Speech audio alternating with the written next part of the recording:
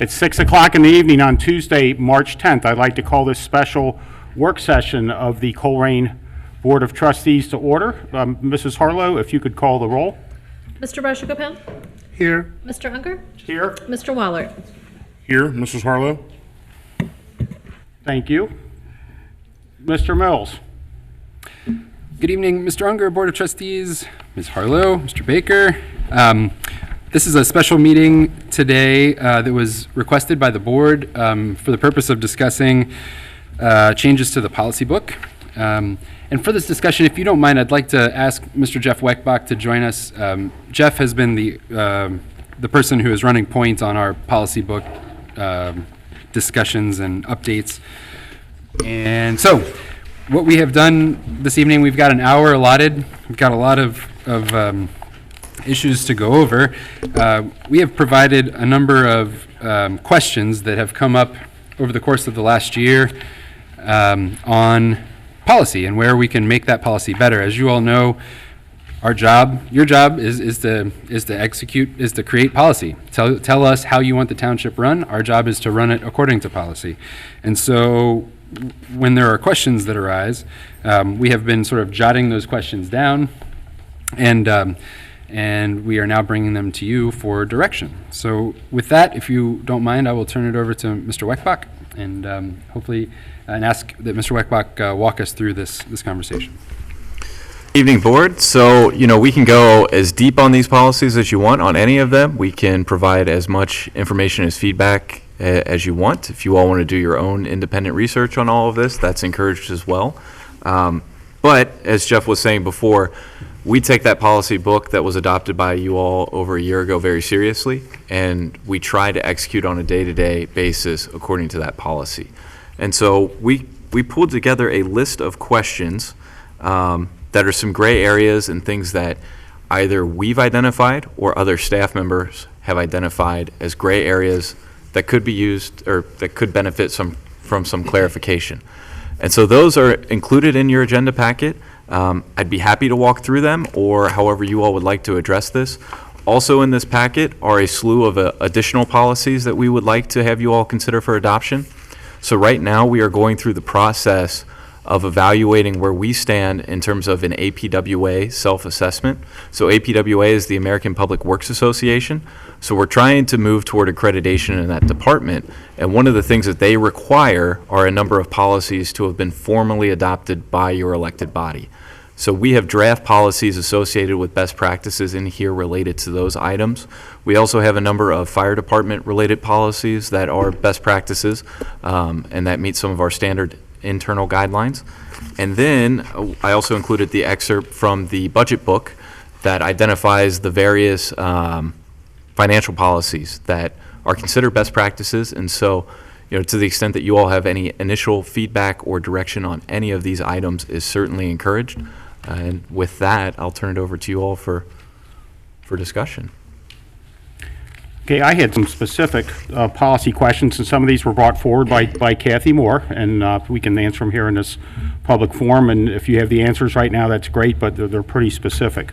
Under our health savings account policy, on the first business day of the plan year, the township will make a biannual contribution to the health savings account of all eligible full-time employees. The HS rates, the health savings account rates will be set annually and provided to employees in advance of their benefit selections. These rates are subject to change. The question is, when does the board approve the amount of the health savings account contribution? I think that we answered that last month or at our last trustee meeting, but they change. So the amount that an employee is entitled to in an HSA changes depending on how much premium they're willing to pay. So if they're willing to pay 30% of the premium in a gold plan, they can earn up to $6,000 in an HSA. If they want to pay $0 in premium in a gold plan, I think that they can earn $500 in HSA. And so the goal with that policy was to move people from our more expensive platinum plan to the less expensive gold plan. But so if it's 6,000 or 5,000 or 500, do those amounts come from our insurance broker, or is that something when you contract annually for the insurance Is that something that's cooked into the policy, or is it something that we should be approving? That's separate. So there is, in all of our collective bargaining agreements, there's language that dictates our healthcare policies. And to the extent that we were to look at changing those policies, it would then open up those collective bargaining agreements unless it's pre-approved by all of the unions, is our understanding. So what you're saying is it's part of the union contract, Right. what that is, and that's And- negotiated at that time. So actually, if that comes to us for a vote, that is when we're approving the amounts because you've negotiated them into the contract? Is that my understanding, or? The contracts set a bar below which we cannot go. So I believe in the contracts, and correct me if I'm wrong here, I believe in the contracts it says no less than $2,000 on a premium plan. Right. Right. And so when the policies were established to try to encourage people to move from the platinum plan to the gold plan, which is less expensive for the township, at that point, that's when the various levels. So it of was HSA negotiated in, though? But no, so the $6,000, if you look at our CBAs, you're not going to find the $6,000 because Okay. we still offer that floor of platinum with $2,000 in HSA. But we offer as an alternative to try to save the township money, we offer a gold plan with a more robust HSA contribution. Right, so that's an administrative decision that you're making. Is it in our, I'm trying to remember if it's in our policy book. I don't think the dollar amounts are necessarily in the policy book, if I'm remembering correctly. This has been practiced since 2016 maybe, or 17. But I mean, it's something you're deciding, it's not anything this board decides. I forget how, well, all the decisions are yours, and we can change that. Right, but I mean, is it, It's been that way since Dan Malloy was the administrator, and it has not changed. I think when Emily was there, she changed, they bought a new policy with Anthem, correct? The new policy with the Anthem. Yes? Before they used to have a. We've had many, we've Yeah, right, gone right. to many Well, different carriers to try to save money. I think he's talking about the current insurance Anthem, like a platinum, is like a $4,000 deductible. You know, the family plan. Yep. All right, and the township puts in two period, 2,000 each, $2,000. $2,000. Yep. If you're on platinum, the HSA contribution is Platinum, $2,000. yeah.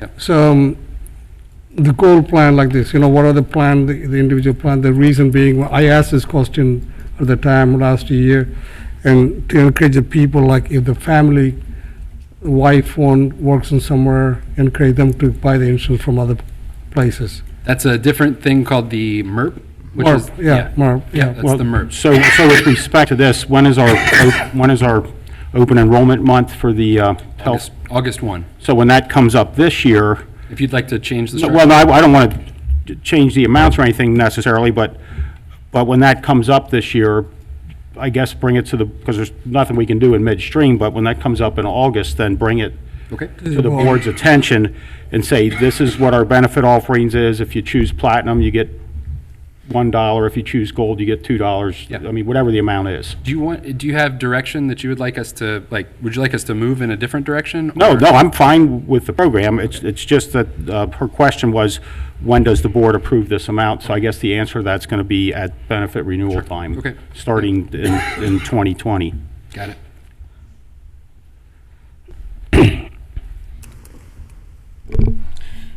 Mr. President. Yes, sir, Mr. Waller? Above that on medical insurance, there's a section that says it would be, beginning of the third line down, part-time employees that are eligible for health care. There are, what part-time, I was under the understanding there are no part-time employees eligible, or can they buy in? Well, I guess the question is, who's defining part-time? Okay, According to the ACA, if you exceed 1,500 hours, they do not consider you part-time. Now, for all intents and purposes, you're still less than the 2080 that is typically considered a full-time equivalent.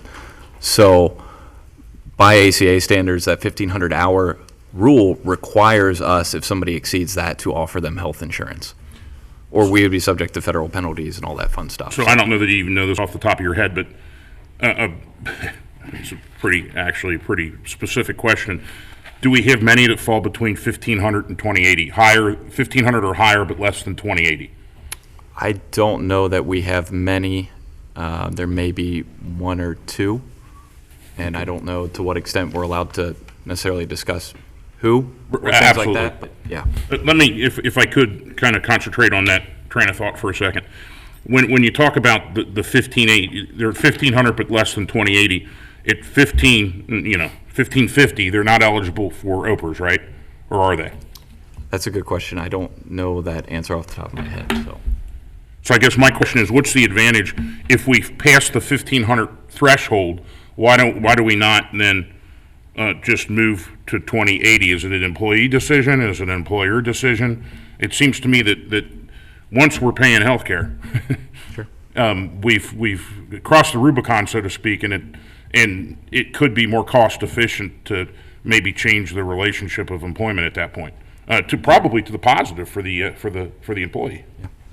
And it may have to do with other rules depending on which line of work that they're in. I don't know if OPERS LE has different rules or if OPNF has different rules. They certainly definitely have different rules around retirement ages and things like that. And so there are always all of these extra questions that we would have to address too. So could I follow up with that with you later then, and maybe you and I will discuss what because there's probably things, look, I'm not an employee benefits person. I could barely fill out my I-9, but there might be things I'm not thinking of. But to me, it's, well, if you're 1550, well, come on in for up to 2080. Sure. But thank you. I gotta, Go ahead, Raj. I got a questions. I think we must, thank you, Dan, appreciate that. I think it's proper to change this vacation policy and sick leave policy. I think I brought this last year. What the current policy is they're like a regular full-time employee from 0 to 5 years, 10 days, 6 to 10 years, 15 days, 11 to 15 years, 18 days, 16 to 25, plus 22 days. Then you got about 25 days. So my concern is when the person start the job, say January 1st, then you put in 80 hours in the book, right in the front. If you look at the other organizations, other government agencies, even the private enterprises, or the private company like that 80 days accrue by the pay period. Whatever they, comes like 4.6 hours, something like that, accrue by the credit. Then what happens, after first year, second year, the person, you put another 80 hours in there, then the person has 160 hours carry on the second year. You keep on adding. I think the policy need to be changed. A person can start the work, the first year, even before the probationary period. Then you got 80 hours in the book. Walk away with 80 hours. Work for 2-3 months, walk away with 80 hours. Vacation time paid. I think it's a practice and the policy of all other organizations. In the county, we worked for the county for a long period of time, the county, other townships, other government agencies, they must earn every pay period. What are the vacation times? And that's a fair, that's what it should be, ought to be. That's on the vacation. Then I'll talk about sick leave, anything so I far on wanted vacation. to comment on that, if it's all right. Yeah, go ahead. On Go that, ahead. I can see where it'd be a better thing to have those hours accrue per pay period, or if you keep it as fronting the vacation time up front, if for some reason they would leave before 1 year, then that they would pay back some or all of those hours in their last paycheck. Because if you gave somebody 80 hours of vacation, they came in and worked for 2 months, took 2 weeks of vacation, worked for 3 more months and left, then they would have left with a year's worth of vacation, having only worked 24 weeks. And so I think there's somewhere in the middle there where either they start accruing hours per first pay period, or if they would leave within the first year, whatever vacation they would use would be withheld from their final paycheck. If there's a way to do that legally, which would, I think, protect us from what you're talking about. I don't know how it was at the sheriff's office when you were there, but Well, I also you would understand give that there's probation union for- contracts Yeah. where it's already written in there. So this would just apply to our non-union employees. That's right. So if I just, I think the union contract, the people on the bargaining unit, they have the accrual times basis. That's why accrual. The why not has to be like uniform. Even the union people should be the same policy accrual. You know, I strongly recommend the board, we should follow that method, accrual for the pay period. You mean for non-organized employees? You know, it's, yeah, you know, You can't change the union contracts are a lot more No, difficult. no, to the change. union contract's okay, that's, the union contract goes by the accrual time, pay period accrual. Correct? yes, so there are three different buckets of employees here. So one, the biggest bucket is the union bucket. And that is our AFSCME guys in public services, our IAFF guys in firefighting, and then the FOP guys in police. So their vacation is negotiated, is collectively bargained, and it's on an accrual basis. Then you have the approximately 25 to 30 non-contract employees who are typically more administrative staff typically on I'm sorry, I was distracted by the person recording this right now. Those folks, and it's also our department heads, right, that don't have contracts with you. So there are a couple of employees where you have a contract with us. That's me, Jeff Weckbach, and maybe Or Denny. Mark Denny. So we're the third bucket, which is we negotiate directly with you guys. Everybody else that isn't collectively bargained and doesn't have a contract is governed by this policy book. So that includes department heads. And I just want to share with you a potential unintended consequence of not giving vacation in the first year. And that is, when we have turnover at the department head level, we're typically looking for somebody who is midway through their career and is accustomed to taking a vacation, and because they've been working for 20 years, say. So if we do as you suggest, Raj, or Mr. Rajagopal, and don't allow anybody to take a vacation in their first year, that's going to make it really difficult to pull at the department head level and at the professional level over. Mr. Unger, you suggested a middle way here, which is just allow them to accrue on a per pay period basis. So say, you get 3 weeks of vacation. Well, you divide that by 26, divide that number of hours, 120 hours, by 26 pay periods, and each pay period, you earn that amount of vacation, right? And so you're accruing it, but it's different from the way we do it in the unionized workforce, which is you accrue it in the first year, and then it's dumped into your it's an accrual with a dump. So the first year you get no vacation, and you're earning all of your vacation in the first year, and then on your 1 year anniversary, it gets dumped into your bank, and you get 80 hours. So you're accruing it, and you're spending it in arrears. The vacation that you spend today is the vacation that you earned last year, right? That's how the unionized workforce does it. Sorry, interrupting you. This is what the accrual time counts. You said they can take a vacation time as long as like a couple of months, whatever that pay period they accrued it. Yet that's what's happening in the outer world everywhere.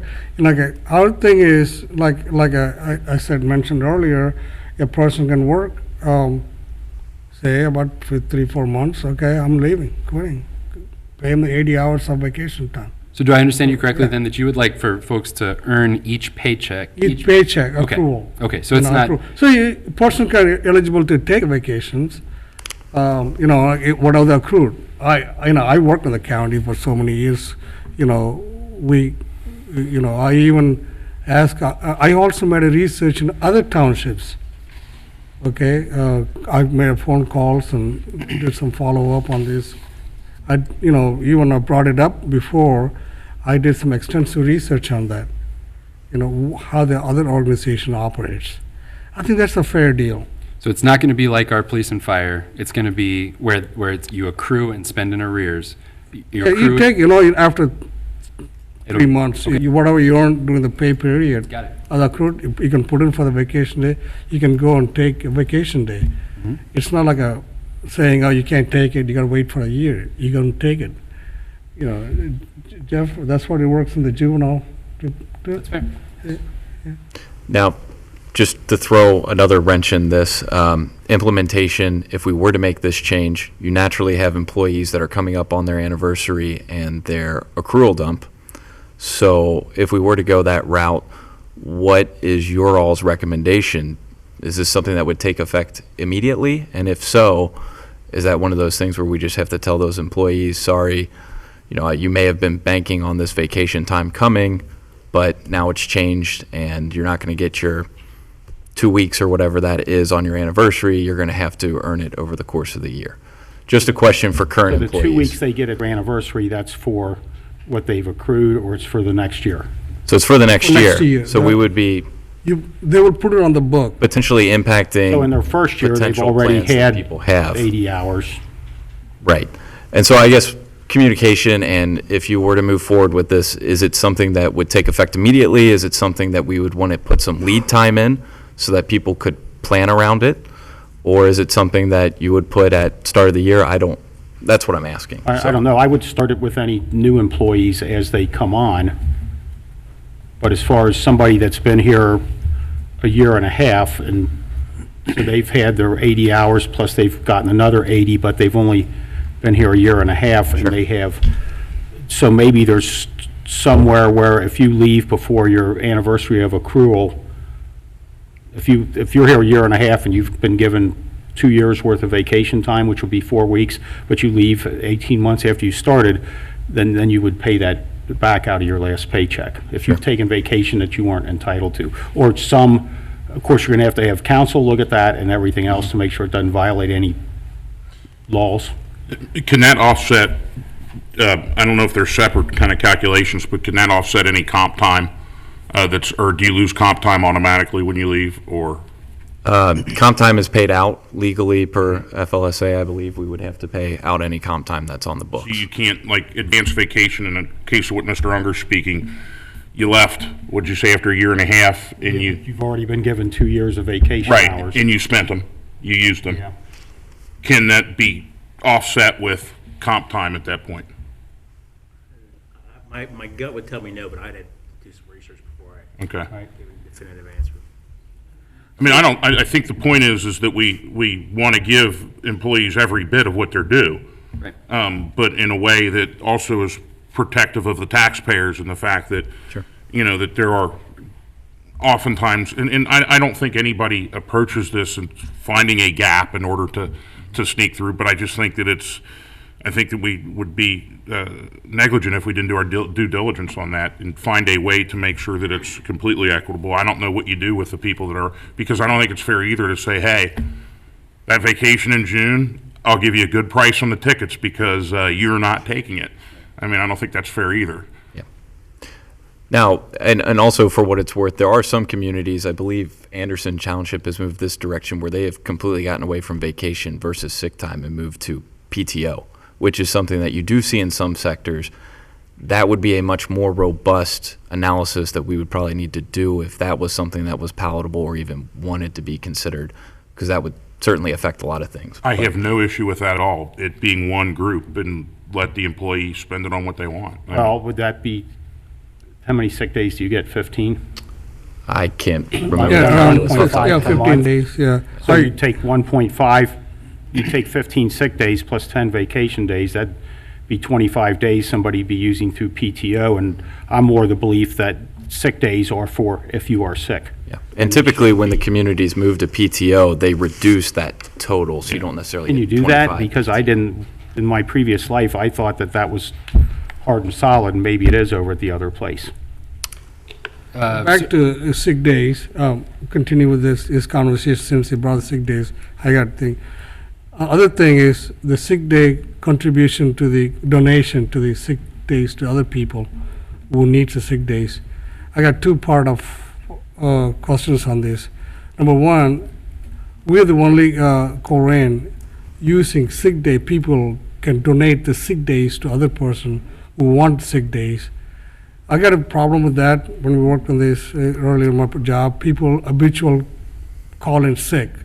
They got no sick days, zero. You got regular employees comes to work work sincerely. They rarely calls in sick. Now you give the sick days, the person who need it. Never abuse sick days, pattern of abusing sick days, and you give the sick days to that person. Only in the county policy, only donation for a sick person is only a vacation days. Sick days not to be donated to the other person.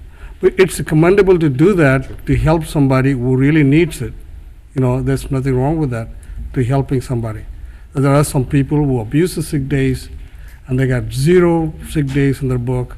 Now they're begging for the sick days. Donation time. So we are the only, pretty much Colerain Township have sick days could be donated to the person wanted. I think that need to be changed. Only vacation days you can donate it.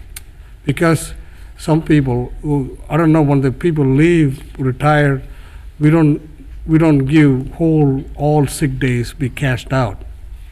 So you got minimum 25 days something to cash out, something like that. I wrote it down here. But the vacation days, they can carry on up to 160 hours in the book at the end to cash out, something like that. 1 year. 1 year. 1 year vacation times. Yeah. I wrote it down here somewhere. But I think that policy need to be changed. See, if you need to donate a vacation time, sick times, has to be come out from a vacation time, not from a sick days. Yep, sure. If I could offer the other side of that, typically, if there's somebody that you work with that abuses vacation time, employees are not going to donate to that person because they're letting their team down. And so, what I've seen, the only time that I've seen a vacation bank set up is in times when there is true and oftentimes mortal sickness. So, for example, I can talk about this because he's passed away, but Mr. Grayson, when he died. When he was dying, the guys chipped in and created a sick bank. There's an employee now that has a sick child, and he would have to end his career in order to take care of his child, but for the generosity of his peers. And those are the type of guys that our peers say, yeah, I'm willing to give up some of my sick time for. I can tell you that since 2012, since I've been here, I've never seen an abuse of that, because it's because you don't reward a team member that is taking advantage of you. So I would say, from my perspective, it works well, but obviously we'll do whatever you want to do. So.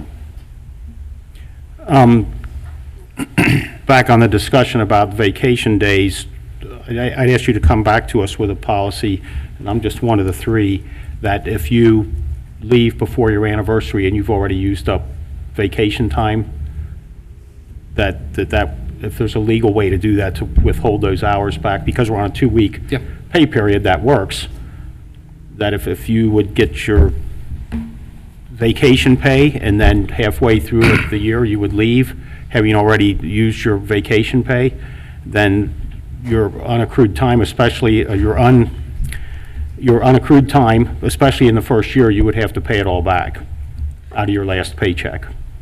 And I think that would avoid creating different classes of employees under different sets of rules.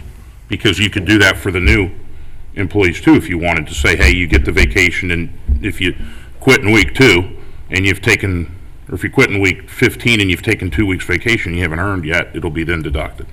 I don't know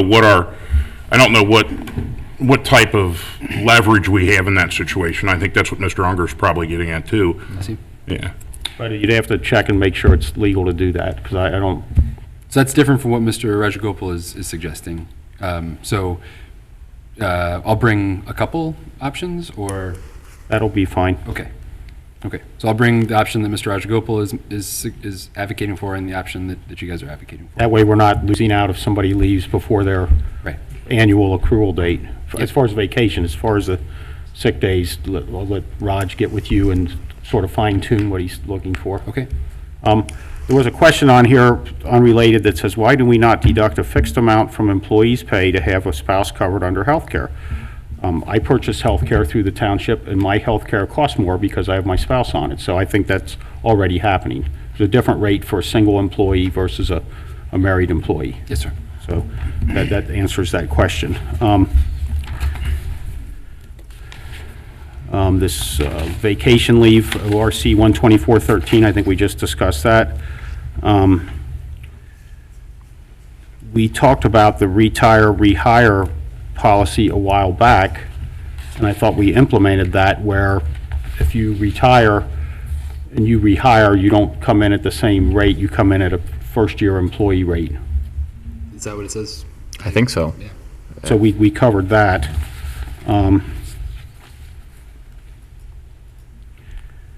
Yeah, and so for each of our positions, we have job descriptions that are posted online that have a salary range, and I think the intent, as you described it, Mr. Unger, when this was coming forward, was to have that person, when they got rehired, come in at the lower end of the range, or the bottom of the range, correct? Right, because if Yes. you retire, you've retired, and in private industry, that's, Sure. And since when you we've, retire in private industry and start taking Social Security, I believe you lose a amount for every dollar you earn, you lose part of your Social Security retirement, so this would just sort of equalize it with what's going on out in private industry world. So, so that we stay on track here, and we're doing pretty good. There is an item on policy, our policy of inspection of records and processing of requests, where it says, public records shall be made available for inspection during regular business hours at the offices of the respective Colerain Township agency, with the exception of holidays. Then the next line says, public records shall be made available for inspection within a reasonable period of time and as promptly as possible. I think it's just, I understand what you're saying. I guess it was a little confusing. I'm looking at what you've got underlined, Kathy, and records shall be made available for inspection during reasonable hours within a reasonable period of time. So if somebody comes in and asks for something very specific, I'm sure it's not sitting on Glenna's desk. Right, yeah. So just if you could clean up that, and I'll give this to you, if you could clean up that language a little bit so that it just said, made available within a reasonable period of time. I think we're way ahead of what the state mandates for records, which is 30 days, It's 95, No, it's just- Reasonable amount of time. reasonable amount of time? Yeah. Okay. Yeah, and I'll give this to you if you could just clean up those first two sentences a little bit. Let me see here. Talked about that. When a request is made to view township records in person, a person shall be provided a space in a public area of the building, avoiding conflicts with regular township operations. And that should not be delayed by days. Well, I mean, it takes time to dig up records and set a time when I can't just turn an individual loose in one of our offices without them being supervised. That's a security thing. You have to be badged to come in here, and Yes. if they wanted to sit in this room, we're not taking questions right now, thank you. If they wanted to sit in this room, we can't have people wandering around in the building. Right. It's a security issue.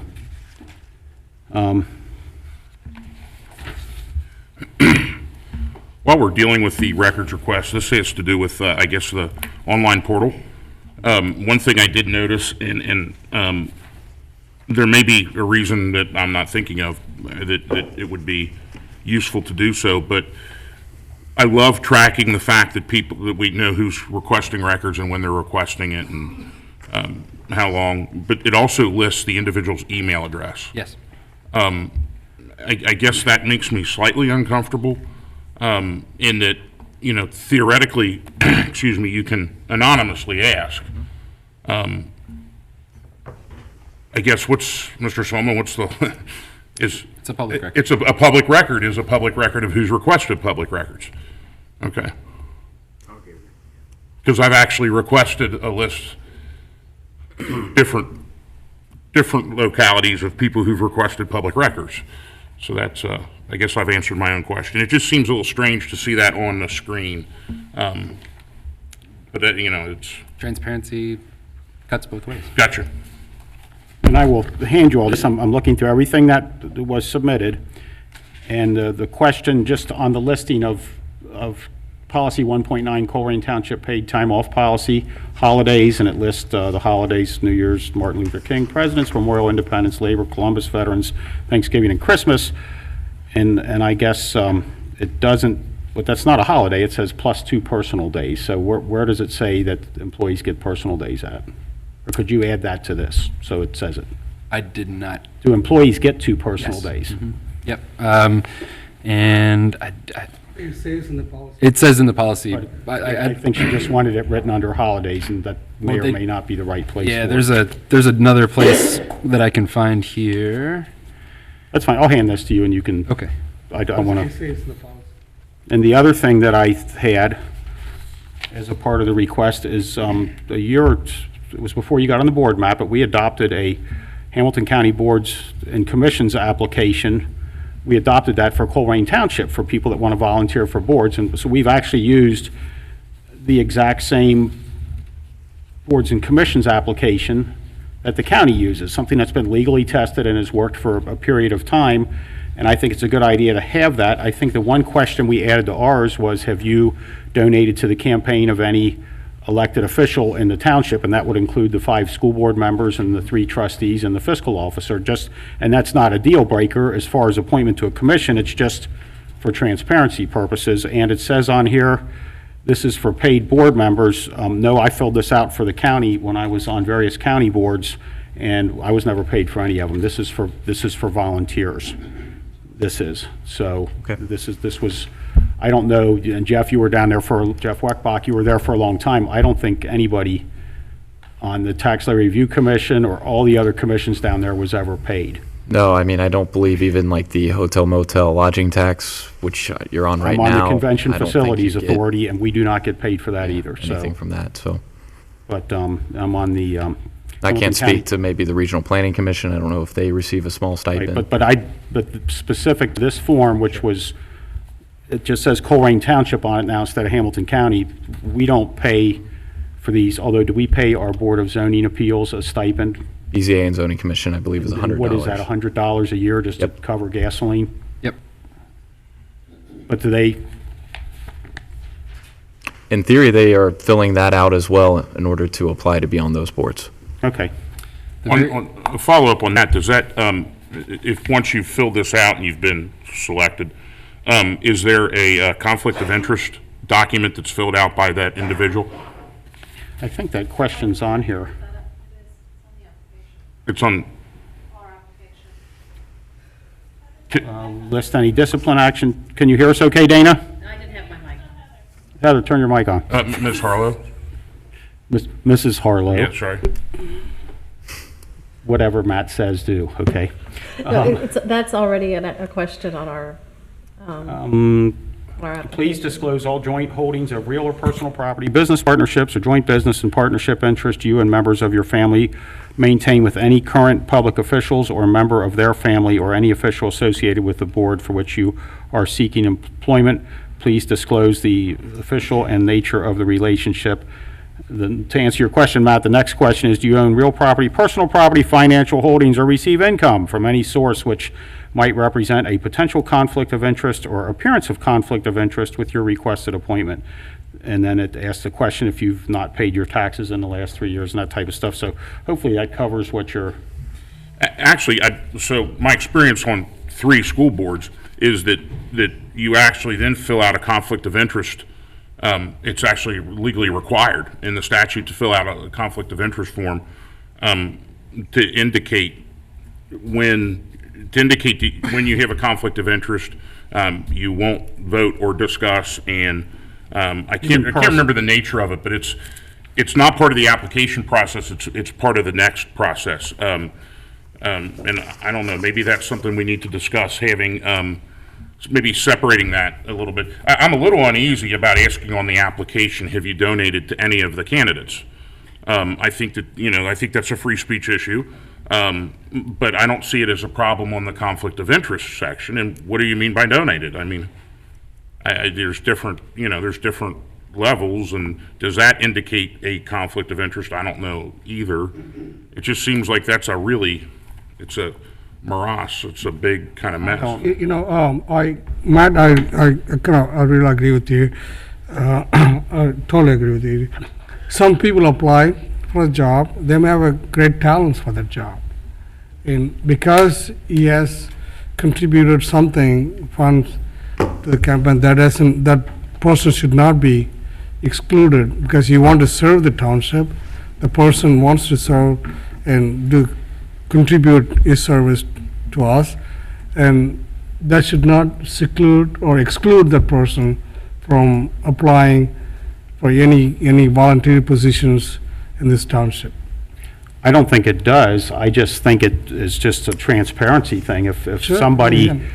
if somebody gave me a campaign donation and I was going to appoint them to a commission, I think that should be known. Well, It's not a deal breaker if there's nobody The- here, I don't see anybody in this room that helped me the with my person campaign. go through the interview process, whatever the administrators, the appointees, committee, they go through the process, and the committee finds the person is qualified to serve in the capacity. I think that should not interfere, whatever it contributed to the elected official, whoever you're talking about. Well, the way that, Then permanently you're excluding the person to serve in any capacity voluntarily to our township. and I don't think you're excluding their services, you're just revealing that, Well, you can reveal it, but that could not be a factor Right. in discriminating that person. and let me see here. Well, maybe we need to add please disclose all elected officials to whom you've made a campaign contribution over the last 4 years. Note that this information has already been publicly disclosed in campaign finance reports. It's not disqualifying, but simply aids in transparency. So I'm fine with what's on there. And it doesn't say, Clearly says it's not disqualifying. but it just limits it to candidates as well. It doesn't issue like PACs, issue PACs, which make a difference as well. I mean, just go out to Claremont County and look at the local Republican primary, and nobody's advertising, but the PACs are. And I think that makes a difference too. Gentlemen, if I may, I pulled up one of our applications for a recent board or commission. It says, please disclose all township or Northwest Local School District elected officials to whom you have made campaign contributions over the last 4 years. Note, this information has already been publicly disclosed in finance reports. It doesn't have that other sentence that, Well, the Dan one I have suggested. is the county one. I know, but I'm reading from the township Okay. one, so I'm just letting you know what ours says. This is what Kathy sent me, was the county one, so, fine, we should probably add this to ours then, that says it is not disqualifying, but simply aids in transparency. And I think we should add issue PACs as well, because you can have that's not limited to the federal level. You have issue PACs all the time.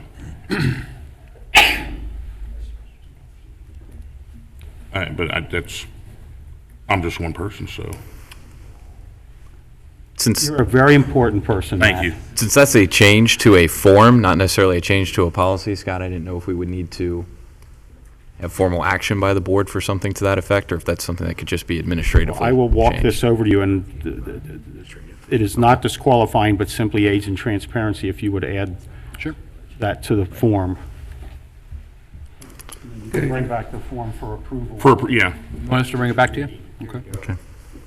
It's that line right there. And Matt, to one of your points from earlier, something that we had in our memorandum that we would like the board to probably weigh in a little bit on is conflicts of interest. So under our ethics policy, what should be there? How do we define conflicts of interest for employees and/or board members? Our policy book can apply to boards and commissions however you would like for them to be written. So those are things to certainly keep in mind. I will get a copy of the school board conflict of interests I've signed as well. And maybe we can, I'm all about taking what works off of theirs and using it and not using what doesn't work off of theirs. Is that the Northwest one, or is that something outside of our township? It's outside of our township. Okay, that's fine. I'm happy to look at anything, so. Yeah, and actually the Northwest one would be helpful as well. As president, we will run this for about another 8 minutes, then we'll take a very short break before the meeting starts. Gentlemen, one last thing. There's about, there's a 4-page memo and then another 20 some odd pages after that of proposed policies. I don't know that we're going to have time to get to all those today. So if you wouldn't mind reviewing those and sending us individually your thoughts, we will then take that information and package it up and bring it back to you for official adoption, okay? Jeff, I got, on the financial policy, what's the status of the Financial Advisory Committee right now? Sure. So Are they- we are being sued by Kathy Moore and Stephanie Wright over potential violations to the, well, what they claim are violations of open meetings law. Our position is adamantly that no violations were made. But out of an abundance of caution, we've stopped taking input from anybody in an organized fashion. So there are no longer committee groups of people that I myself put together to give me recommendations, because you'll recall that several years ago the big theme that you guys wanted us to pursue was engagement, and you wanted us to create all of these boards like the Land Use Advisory Board and the Financial Advisory Committee. We formed those, but then Ms. Moore and Ms. Wright sued us, and so we said, okay, let's just pause this, and in the interim, until it's resolved, we'll pause it. So the Financial Advisory Committee hasn't met since the lawsuit. And it's unfortunate, because that was a good group that was giving us really good input on financial policies, but we just can't do it right now, so. So all this statement we have in the financial policies about the Financial Advisory Committee, you just stand by. Well, we'll just do it ourselves. I mean, so we'll look at best practices from GFOA, which stands for the Government Finance. Government Finance Officers Association, and we'll look at best practices, we'll look at other communities, and we'll put together a draft. It would be really nice if we could bounce this off of people in our community that know a lot about this, but it's just not a risk that we want to take right now. Thank you. All right, and I think with that, I would like to entertain a motion to, would we adjourn this work session and then come back in 10 minutes and start our regular meeting? Yes, sir. I would motion that we adjourn our work session. Do I have a second? I'll second that motion. It's been motioned and seconded. Is there any discussion? None. Heather, would you please call for a vote?